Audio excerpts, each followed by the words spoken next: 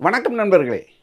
தற்போது அரசியல் ஹாட் டாப்பிக்காக ஓடிக்கொண்டிருப்பது நாம் தமிழர் கட்சியில் காளியம்மாள் விலகப் போகிறார் என்பதுதான். காளியம்மாள் எப்போது விலகுவார், இப்போதா அப்போதா என்று கேள்விகள் அக்கட்சிக்குள்ளேயே நிறைய உலா வந்து கொண்டிருக்கிறது. யூடியூப் சேனல்களிலும் வெவ்வேறு சேட்டலைட் சேனல்களிலும் இது ஒரு பெரிய பேசுபொருளாகவும் மாறியிருக்கிறது. காளியம்மாள் யார், அவருக்கு என்ன அவ்வளவு முக்கியத்துவம், சீமானை ஓரங்கட்டக்கூடிய அளவு அவர் நாம் தமிழர் கட்சியில் எப்படி வளர்ந்தார் என்பதெல்லாம் விரிவாகவே வலைத்தளங்களிலும் சேட்டலைட் சேனல்களிலும் பேசப்பட்டு கொண்டிருக்கிறது. நாம் ஏற்கனவே நாம் தமிழர் கட்சியில் காளியம்மாளை ஒரு நட்சத்திர பேச்சாளராக கடந்த தேர்தலின் போது கொஞ்சம் விரிவாகவே விளக்கியிருந்தோம். அதற்கேற்ப அவர் சென்ற தேர்தலில் மட்டும் 1,27,642 வாக்குகள் மயிலாடுதுறையில் பெற்றிருக்கிறார். தந்திருந்தது, அதாவது 11.73% வாக்குகள் அவர் வாங்கியிருந்தார். மேலாண்மை முதுகலை பெற்றவர், நட்சத்திர பேச்சாளர், நாம் தமிழர் கட்சியில் மகளிர் பாசறையுடைய மாநில ஒருங்கிணைப்பாளராக பொறுப்பு வகித்தார். இதுக்கு மேலே அவர் போகிற இடங்கள்ல எல்லாமே இளைஞர்களுடைய ஆதரவு, குறிப்பாக பெண்களுடைய ஆதரவு அவருக்கு நிறைய இருந்தது.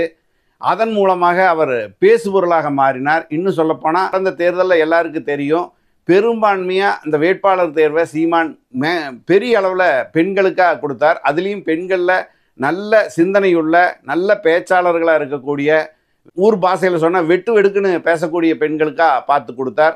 அந்த மாதிரி சுயமாக பேசக்கூடிய பெண்கள் வரிசையில் டாப்பில் காளியம்மாள் நின்னாங்க.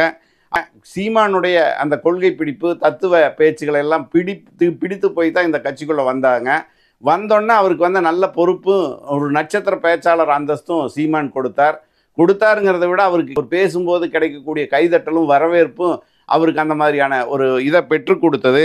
அந்த வகையில் தான் அவங்க 2019 தேர்தலில் வடசென்னை மக்களவை தொகுதியில் போட்டியிட்டு 60,515 வாக்குகள் பெற்றிருக்காங்க. அதாவது 6.33% வாக்குகளாக இருந்திருக்கு. அதுக்கு அடுத்தது 2021 பூம்புகார் சட்டமன்ற தேர்தலில் 14,823 வாக்குகள் வாங்கி 7.16% பெற்றிருக்காரு. அதனால் அடுத்த எல்லைக்குள்ளே அவங்க போயிருக்காங்க. இந்த தடவை மயிலாடுதுறை தொகுதியில் கண்டிப்பாக அவர் வெற்றிக்கு பக்கத்துலேயோ வெற்றி பெறக்கூடிய வாய்ப்பிலேயே இருப்பாருன்னு தான் அந்த தொகுதியில் இருந்தாங்க. அந்தளவுக்கு இவங்க ஒரு மீனவ சமுதாயத்தை சேர்ந்த ஒரு பெண்மணியாக இருக்கிறனால மீனவ மக்களுடைய வாழ்க்கையுடைய இன்னொரு பிரதிபலிப்பாக அவங்களோட கஷ்ட நஷ்டங்களை மீடியாக்களில் மட்டுமில்லை மக்கள் மத்தியில் பேசக்கூடிய ஒரு பெண்மணியாக திகழ்ந்ததுனால இவர் ஒரு மிகப்பெரிய பேசுபொருளாக சென்ற தேர்தலில் உருவானாங்க. இவங்களும் அடுத்தது வீரப்பனுடைய பொண்ணுமே 2 பேர் போட்டியிடக்கூடிய தொகுதி தான் நம்ம முக்கியத்துவம் கருதி சீமான் நாம் தமிழர் கட்சியிலிருந்து நம்ம நல்ல வேட்பாளர்களாக நம்ம அறிமுகப்படுத்தியிருந்தோம். அதே மாதிரி நம்ம நேயர்களுடைய ஏகோபித்த வரவேற்பையும் இவங்க 2 பேர் பெற்றவங்களாக இருந்தாங்க. அதில் ஒருத்தராக இருக்கக்கூடிய காளியம்மாள் தான் இந்த கட்சியை விட்டு போக போகிறாங்க அப்படின்னொன்னே நம்ம நேயர்களில் நிறைய பேர் அந்த கேள்விகளை கேட்க ஆரம்பித்தாங்க. என்ன காரணம், இதுக்கு பின்னணியில் என்ன அப்படிங்கிறதெல்லாம் கேட்க ஆரம்பித்தாங்க. அந்த வகையில் இதை பற்றின விஷயங்களை அந்த கட்சிக்குள்ளேயே அலசி ஆராய்ஞ்சு விசாரித்த போது கிடைச்ச தகவல்கள் என்னென்னா, இந்த தேர்தல் கழிஞ்சு சில வாரங்கள் கழித்த காளியம்மாள் நாகப்பட்டினம் பகுதியில் ஒரு படகு போட்டி நடத்தியிருக்காங்க. அது நாம் தமிழர் கட்சி சார்பில் அது நடந்ததாக சொல்கிறாங்க. அதே நாளில் நாம் தமிழர் கட்சி சார்பில் சீமான் அவர்கள் தூத்துக்குடியில் ஒரு கால்பந்து போட்டி இளைஞர்களுக்காக அந்த கட்சி சார்பில் நடத்துறதில் கலந்துருக்காரு. அந்த நாளிலேயே இவங்க நாகப்பட்டினத்தில் படகு போட்டி நடத்துனது சீமானால் ஜீரணிக்க முடியாதா இருந்திருக்குன்னு ஒரு காரணம் சொல்கிறாங்க. அதுக்கு அடுத்த காரணம் இவர் மேடைகள் போகிறப்ப எல்லாமே சீமானுக்கு இணையான ஒரு நட்சத்திர அந்தஸ்து கிடைக்குதுங்கிறத விட இவருக்குன்னு இவங்களுக்கு, அதாவது காளியம்மாளுக்குன்னு தனியாக ஒரு விங்கு உருவாக ஆரம்பிச்சிருச்சு. நிறைய இளைஞர்கள் பட்டாலும் அவரை நோக்கி வர ஆரம்பிச்சிட்டாங்க. அதை வச்சு இவங்க ஒரு லாபி பண்ணி இளைஞர்களை தனக்குன்னு ஒரு அணியை உருவாக்குறதுக்கு ஆரம்பிச்சிட்டாங்க அப்படிங்கிற தகவலும் இவர் சீமானுடைய கட்சியிலிருந்து பல்வேறு தரப்பு அங்கே புகாராக கொடுத்துருக்கு. அதுவும் ஒரு பக்கம் அவருக்கு ஒரு சங்கடங்களை ஏற்படுத்தியிருக்கு. அந்த அடிப்படையில் இவர் காளியம்மாள் கூட பேசாமல் இருந்திருக்காங்க. முக்கியமாக அந்த படகு போட்டி நடந்த நாள்லேயே கால்பந்து போட்டி கட்சிக்கு இணையாக கட்சிக்கு மாற்றாக எதிராக செய்கிற மாதிரியான ஒரு தன்மையை சீமானே கட்சிக்குள்ளே இருக்கக்கூடியவங்ககிட்ட சொல்லியிருக்கிறதா சொல்கிறாங்க. அது எந்த மாதிரினாக்க, ஒரு படகு போட்டி நடத்துகிறாங்க. அந்த படகு போட்டியில் நிறைய பேர் கலந்துக்கிறாங்க. அந்த படகு போட்டி அந்த ஏதாவது ஒரு சின்ன விபத்து நடந்ததுனாகவோ ஒரு சின்ன அசம்பாவிதம் அங்கே ஏற்பட்டதுனாவோ அதுக்கு யார் பொறுப்பு? நாளை கட்சி பேர் தானே கெடும். கட்சி பேர் கெடுறதை விட சீமான் கட்சியில் சீமான் பேர் தானே கெடும். அப்போ நம்மளோட கட்சி அனுமதி வாங்கணும்ல. இவங்களே சுயமாக இது மாதிரி நடத்த ஆரம்பிச்சிட்டாங்க. இந்த படகு போட்டி மட்டுமல்ல, இது மாதிரியான பல நிகழ்வுகளை கட்சி பேரால் இவங்க நடத்த ஆரம்பிச்சிட்டாங்க. இதன் மூலமாக சில நன்கொடை வசூலும் நடந்திருக்கு.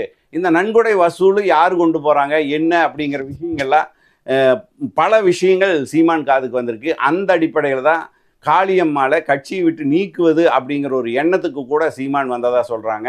இதுக்கு இடையில தான் தொடர்ந்து இதை பற்றி ஏதாவது ஒன்று கேட்கும்போது பேசும்போது பேசலான்னு நினைக்கும்போது சீமான் சுத்தமாக அவரை புறக்கணிக்க ஆரம்பிச்சிருக்காங்க. சில நிகழ்வுகளையும் புறக்கணிக்க ஆரம்பிச்சிருக்காங்க. இவங்க ஃபோனை கூட சீமான் கட் பண்ண ஆரம்பிச்சிருக்கிறதா சொல்கிறாங்க கட்சிக்காரங்க. அதையும் தாண்டி ஏன் சீமான் அதை கட்டினா அந்த அம்மா இருந்தால் இருக்கட்டும் போனால் போகட்டும் அப்படிங்கிற மனநிலைக்கு சீமான் வந்துட்டதா சொல்கிறாங்க. இந்த நேரத்தில் தான் அவங்க தான் தொடர்ந்து புறக்கணிக்கப்படுறதான்னு நினச்சி அந்த நேரத்தில் விஜயை சந்திச்சிருக்கிறதா சொல்கிறாங்க. நடிகர் விஜய் சந்திக்கிறது பின்னாடி அந்த அம்மா தாவேகாவுக்கு போக போகிறாங்க, தாவேகாவில் முக்கிய பொறுப்பு கொடுக்க போகிறாங்கன்னு மீடியாக்களில் பேச ஆரம்பிச்சது. அந்த அடிப்படையில் பார்த்து அதையும் விசாரணையில் பார்க்கும்போது அந்த தாவேகாவில் அந்த அம்மாவுக்கு ஒரு குறிப்பிட்ட தொகையை கொடுத்து ஒரு முக்கியமான, அதாவது நட்சத்திர பேச்சாளர், தலைமை கழக பேச்சாளர் மாதிரியான ஒரு பேச்சாளர் அந்தஸ்து கொடுக்குறதா ஒரு பேச்சுவார்த்தை நடந்திருக்கிறதாகவும், அது இல்லாமல் எம்எல்ஏ சீட்டு கேட்டதாகவும் எம்எல்ஏ சீட்டுக்கான வாய்ப்பு இப்போதைக்கு இல்லை அப்படிங்கிற மாதிரி தெரிவிக்கப்பட்டிருக்கிறதாகவும், இதுக்கு ஏறத்தாழ சம்மதம் தெரிவித்த மாதிரி தான் அவங்க இருக்கிற மாதிரியும் ஒரு தகவல் சீமான் தரப்புக்கு போயிருக்கு. இது மட்டுமல்லாமல் திமுகவிலையும் கொஞ்சம் முட்டி மோதி போய் பேசியிருக்காங்க. அங்கே ஹவுஸ்ஃபுல் போர்டு மாட்டப்பட்டிருக்கு. இது மாதிரியான வெளியிலிருந்து வந்தவங்களுக்கு நிறைய பதவிகள் கொடுத்து மாற்று கட்சியிலிருந்து வர்றவங்களுக்கு தான் கட்சி பதவி கிடைக்குது, ஏன் எம்எல்ஏ எம்பி பதவி கூட கிடைக்குதுங்கிற ஒரு பெரிய விமர்சனத்தை திமுக தலைவர் ஸ்டாலின் சந்திச்சுட்டு இருக்காரு. இந்த நிலைமையில் புதுசாக வர்றவங்களுக்கு இனி இந்த மாதிரியான மக்கள் பிரதிநிதித்துவ அந்தஸ்தில் இருக்கக்கூடிய பதவிகள் கொடுக்கப்படாது, வேட்பாளர் அந்தஸ்து கொடுக்கப்படாது அப்படிங்கிற அடிப்படையில் அவங்க இருந்தால் ஒரு நட்சத்திர பேச்சாளர், தலைமை கழக பேச்சாளராக இருக்கலாம். ஏன்னா தலைமை கழக பேச்சாளர்களுக்கு தான் ரொம்ப தட்டுப்பாடாக திமுக இருக்குது அப்படிங்கிறதையும் அங்கே தெளிவுபடுத்தியிருக்காங்க. அப்போது திமுகவா தாவேகாவா அப்படிங்கிற நிலையில் இருக்கிறத காளியம்மாள் இருக்கிறாங்க அப்படிங்கிற ஒரு விஷயத்தை சீமான் தெளிவுற தெரிஞ்சுக்கிட்டு தான் சமீபத்து பத்திரிகையாளர் சந்திப்பில் இதை பகிரங்கமாக அதாவது காளியம்மாள் கட்சியை விட்டு போனால் போகட்டும், அது அவருடைய சுதந்திரம், இது எல்லா கட்சியிலையும் நடக்கிறதா, இலையுதிர் கால பருவகாலத்தில் எப்படி இலையுதிர் காலம் இருக்கோ அது மாதிரி அரசியல் கட்சிகளில் கலையுதிர் காலம்னு ஒன்று இருக்கும் அப்படின்னு ஒரு நாசுக்கா சொல்லியிருக்காரு. இது காளியம்மாளுக்கான சுதந்திரம் அப்படின்னு சொல்லியிருக்காங்க. இதுக்கு இடையில தான் தூத்துக்குடி மணப்பாடு பகுதியில் நிகழ்ச்சியில் காளியம்மாளோட பேர் அந்த நிகழ்ச்சியில் இடம்பெற்றிருக்கு. மணப்பாடு முன்னாள் பஞ்சாயத்து தலைவர் கிரான்சிட்டா தனது மகளோட முதல் திருவிருந்தில் இவங்களை அழைச்சிருக்காங்க. அதில் திமுக விஐபிக, காங்கிரஸ் விஐபிகள் எல்லாம் வந்திருக்காங்க. அதில் காளியம்மாளோட பேர் இடம்பெற்றிருக்கு அந்த பத்திரிகையில் அழைப்பதில். அதில் சமூக செயற்பாட்டாளர் காளியம்மாள் பிரகாசம்னு மட்டும் இருந்திருக்கே ஒழிய நாம் தமிழர் கட்சியுடைய மகளிர் பாசறை ஒருங்கிணைப்பாளர் அப்படிங்கிற மாநில ஒருங்கிணைப்பாளர்னு இதில் எழுதப்படலை. இது திட்டமிட்டே காளியம்மாள் அவங்ககிட்ட இப்படி போட சொல்லி சொன்னாங்களா, இல்லை அந்த வீட்டாரே இப்படி போட்டாங்களா அப்படிங்கிறது ஒரு கேள்வியாக இருந்தது. இதுக்கு அந்த விழா நடத்தினவங்களே பதிலும் சொல்லியிருக்காங்க சில மீடியாக்களுக்கு. நாங்கள் தான் விருப்பப்பட்டு போட்டோம், இவங்க கட்சி சாராமல் நிறைய பணிகளை எங்கள் மீனவ குடும்பங்களுக்காக செஞ்சுருக்காங்க. அந்த அடிப்படையில் தான் காளியம்மாளை கூப்பிட்டுருந்தோம். அவங்க சமூக செயற்பாட்டாளரில் சிறந்து விளங்கக்கூடியவங்க அப்படிங்கிறது கூட அவங்க சொல்லியிருக்காங்க. இந்த நிலையில தான் சீமான் அப்படி ஒரு பேட்டி கொடுக்கும்போது சமூக செயற்பாட்டாளராகவே அவர் இருந்துட்டு போவாங்களா, இல்லை திமுகவுக்கு போவாங்களா, தாவேகாவுக்கு போவாங்களா அப்படிங்கிற கேள்விகள் எல்லாம் இன்றைக்கி மீடியாக்களில் பரவலாக போயிட்டுருக்கு. இப்படியான சூழலில் என்ன இதுக்கு பின்னாடி விஷயம்னு கேட்டால், இந்த படகு போட்டி, கால்பந்து போட்டி சுயமாக இயங்குனது, தனக்குன்னு ஒரு கோஷ்டி சேர்த்துக்கிட்டது, கட்சிக்குள்ளே ஒரு பெரிய பிளவை ஏற்படுத்தக்கூடிய அளவில் செயல்பட்டது, இதெல்லாம் தான் சீமானுக்கு ஒரு அதிருப்தி ஏற்படுத்தி இருந்த மாதிரி சொல்கிறாங்க. ஆனாலும் காளியம்மாள் மாதிரியான ஒரு ஆக்கபூர்வமான ஒரு அரசியல் பேச்சாளர், அது மேடையில் எல்லாத்தையும் ஈர்க்கக்கூடிய விதமாக, அது பெண் உரிமை பற்றி பேசக்கூடிய, தமிழ் தேசியம் பேசக்கூடிய ஒரு பெண் கிடைப்பது அபூர்வம். இப்படி ஒருத்தரை நல்லா உருவாக்கி அவங்கள நல்லா கூர்மைப்படுத்தி இன்னொரு கட்சிக்கு அனுப்பணும்னா, இன்னொரு கட்சிக்கு அவங்க போனாங்கன்னா நம்மளுக்கு தான் நஷ்டம் அப்படிங்கிறத சொல்கிறவங்களும் நிறைய பேர் இருக்காங்க.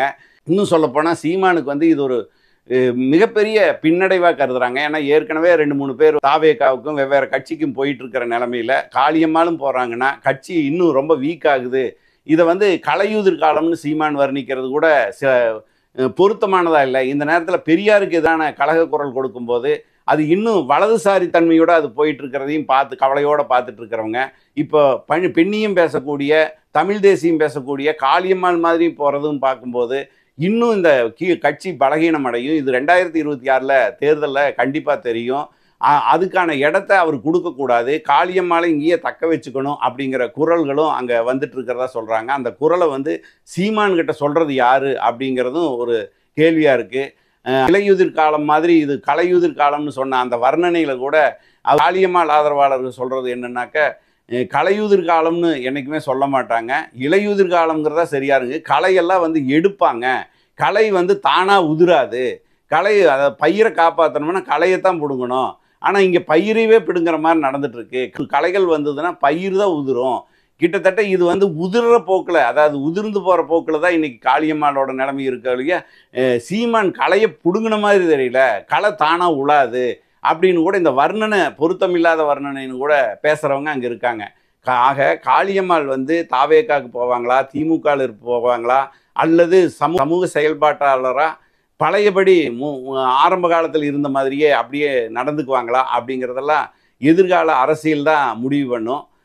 காளியம்மாள் நாம் தமிழரை விட்டு போனாலும் சரி, வெளியே சமூக செயற்பாட்டாளராக இருந்தாலும் சரி, அதுக்கான ஒரு பின்னடைவுங்கிறது நாம் தமிழர் கட்சிக்கு தான் கருதுறவங்க நிறைய பேர் இருக்காங்க.